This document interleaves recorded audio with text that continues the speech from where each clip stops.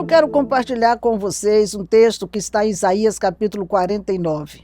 E o título dessa palavra é Não Esquecerei de Ti. Deus não esqueceu de você, Ele não esqueceu de nós. E no versículo 2 ele diz algo tremendo. E fez a minha boca como uma espada aguda, e com a sombra da sua mão me cobriu, e me pôs como uma flecha limpa, e me escondeu na sua aljava. Eu fico muito maravilhada de ver a forma como Deus trabalha para nos falar aquilo que é Ele, a sua essência, quem Ele é de verdade. E esse capítulo de Isaías, ele está se referindo ao Messias, claro, ele estava profetizando a vinda do Messias. E aqui ele usa metáforas, que é algo muito tremendo. Todas essas metáforas para descrever a essência de Deus. Ele fala de uma espada aguda, ele fala de sombra, ele fala de uma flecha afiada, ele fala de aljava. Todos esses itens, eles representam a essência de quem é Deus e o que Ele quer que eu e você venhamos a ser. Veja bem, a primeira coisa, ele compara aqui a sua boca como uma espada aguda. Uma espada aguda é pontuda, afiada, polida. Ela é bem trabalhada para que ela possa ser usada nos momentos mais importantes, principalmente nos momentos de guerra. E quando ele usa essa palavra, ele mostra a profundidade dela porque mostra a sua força. O que tem na sua boca? Qual é a sua força? É gritar, xingar, ir para cima das pessoas? Não, não. A nossa boca não tem essa função. Veja só que Jesus, ele mostra, Deus mostra aqui através da profecia de Isaías, que essa palavra, ela tem autoridade para poder penetrar, dividir juntas e medulas e julgar pensamentos e intenções. Isso está lá no livro de Hebreus, capítulo 4, verso 12. E essa descrição fala algo muito profundo, porque esse é o poder que precisa ter nas nossas bocas. Uma palavra onde ela possa entrar na realidade das pessoas, mostrando o cuidado que precisamos ter.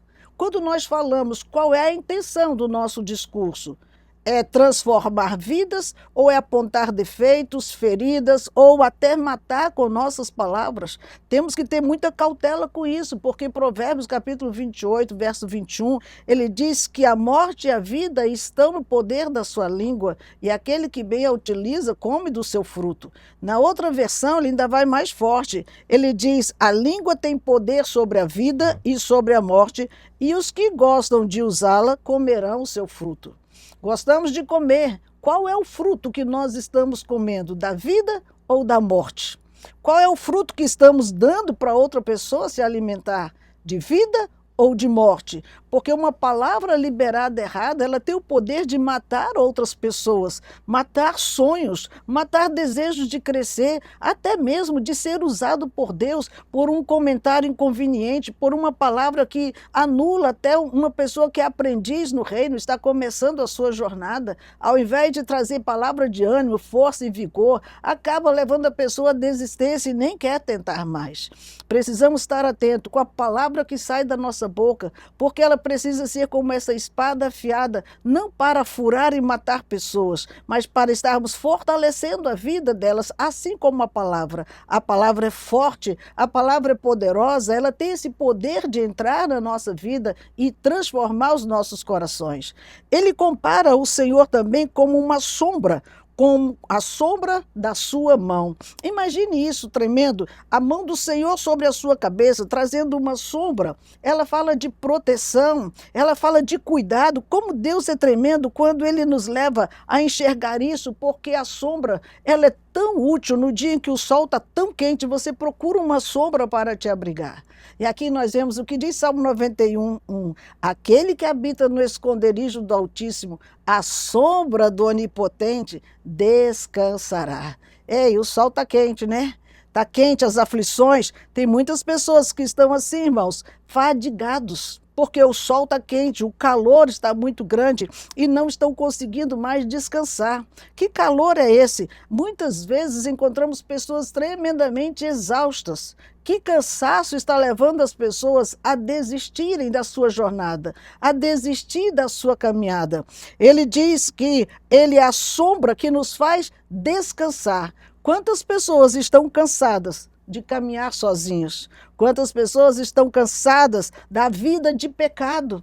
da vida de mentira, da vida de engano, cansadas de serem rejeitadas ou até mesmo abandonadas. Deixa eu lhe dizer que o Senhor é a tua sombra, a tua direita. Salmo 91, ele fala isso, Salmo 121, versículo 6, que o sol não te molestará de dia e nem a lua de noite. Então você vai estar tranquilo para descansar na presença do Senhor. É tremendo quando você está com tanta sede, alguém traz um copo de água fresca, refrigera a sua alma, refrigera o seu corpo. Deus, ele quer trazer essa porção de descanso para que você saiba que nem o mal vai chegar na sua tenda se você aprender a permitir que ele quer ser a sua sombra. O texto diz que a mão do Senhor está gerando essa sombra. Não é uma sombra de qualquer árvore. Você precisa entender o que é estar debaixo dessa mão protetora de Deus.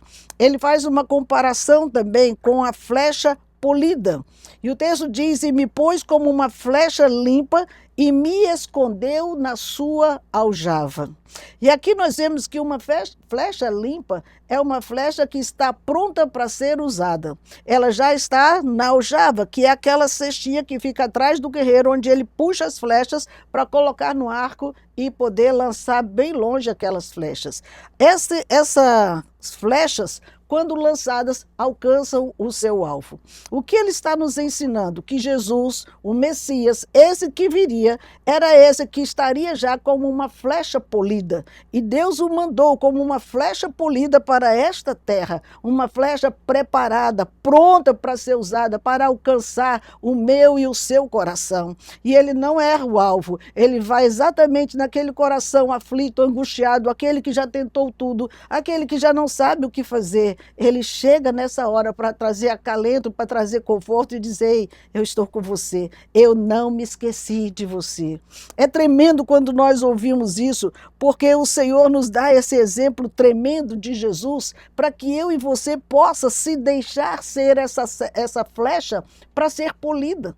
Claro que nós não viemos para Jesus preparados. Nós viemos uma madeira bruta, talvez, e aí vão trabalhar a ponta, vai afilar, vai deixar ela aguda, vai polir, vai colocar ela afiada para que ela possa ser usada e colocada naquele arco. Cada flecha tem uma dimensão de alcance, cada flecha tem um peso, cada flecha tem as pessoas certas para serem usadas.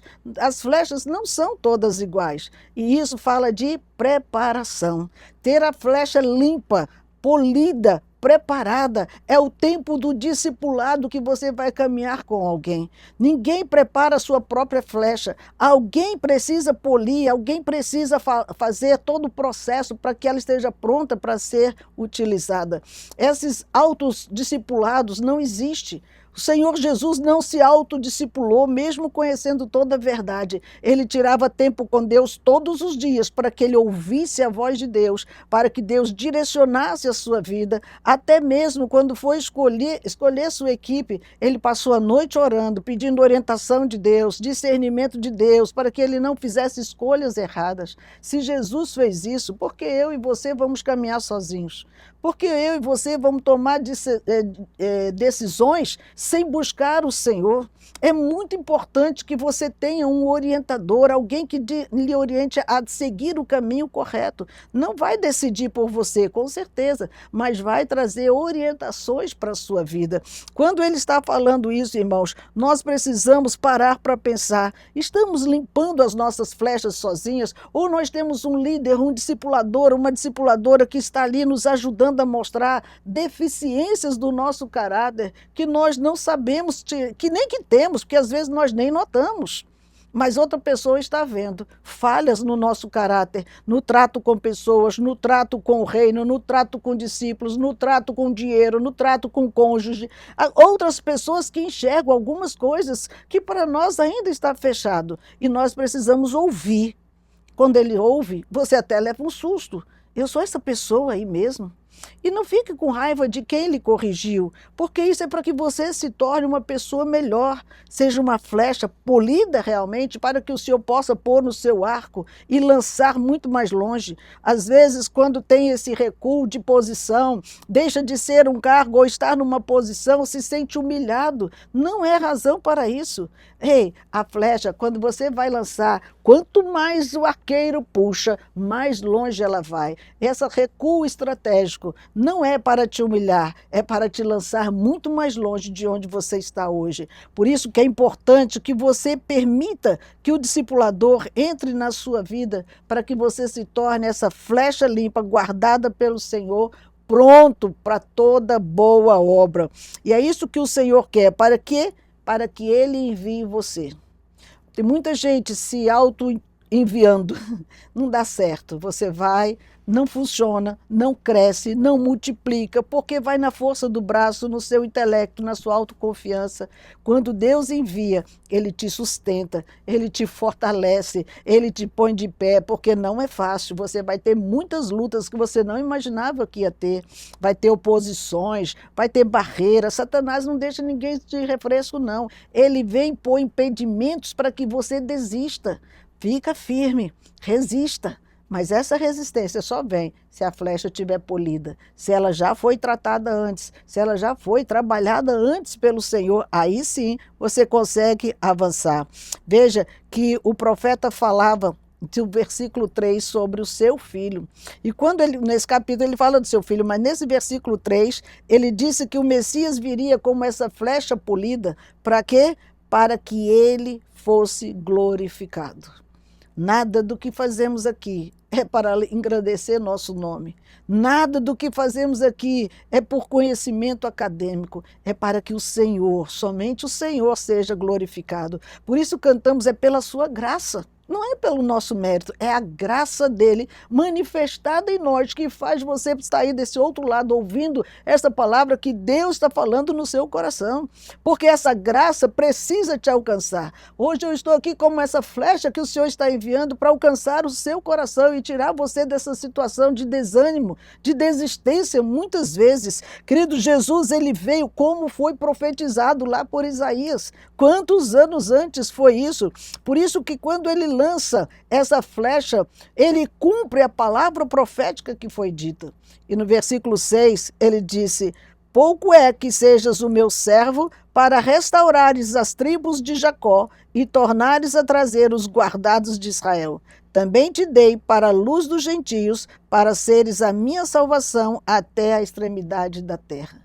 O que ele disse aqui foi algo tremendo, porque quando ele enviou o Messias para cá, ele não mandou o Messias só para os judeus, ele mandou para restaurar as tribos de Israel, estava totalmente desvirtuada do propósito com tanto legalismo, e ele então vai lá, resgata as tribos de Israel, o povo de Israel, mas ele acrescenta aqui também para a luz dos gentios e para que a minha salvação chegasse até as extremidades da terra. Ele cumpriu literalmente essa profecia quando ele também enviou seus discípulos aos gentios e chegou até a mim, chegou até você que estamos na extremidade da terra, do outro lado do Oriente, mas chegou até nós a verdade dessa palavra. A luz veio na nossa cegueira e o conhecimento chegou de que ele veio para nos buscar e nos resgatar, como nós estamos aqui tão longe deles. Veja que Atos capítulo 17, 43, Paulo dá um testemunho acerca disso, do seu chamado. E ele diz que o Senhor o pôs para a luz dos gentios, para que seja salvação até os confins da terra.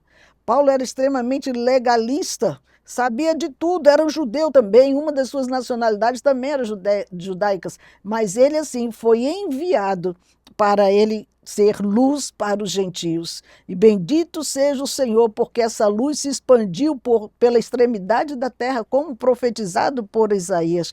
Agora, essa mesma missão, ele dá a mim e ele dá a você. Mateus 28, 18 a 20, nós temos essa grande missão de levar esse evangelho a toda criatura. Nós continuamos a cumprir a profecia de ir às extremidades da terra para também falar desse amor de Jesus. E olha que coisa extraordinária aqui, porque os primeiros discípulos de Jesus foram chamados e eles cumpriram com êxito a sua missão. Eles saíram mesmo cheios do Espírito Santo, foram espalhados pela terra e levaram esse evangelho por todo lugar mesmo. Mas a missão não acabou. Lembre-se que a missão não acabou. Ele colocou na minha e na sua mão de propagar esse evangelho ainda por todos os lugares. E olha que coisa linda, ele diz no verso 12, eis que virão de longe. Ah, eu acho lindo isso aqui. Eis que eles virão de longe, e eis que aqueles do norte e do ocidente, e aqueles outros da terra de Sinim.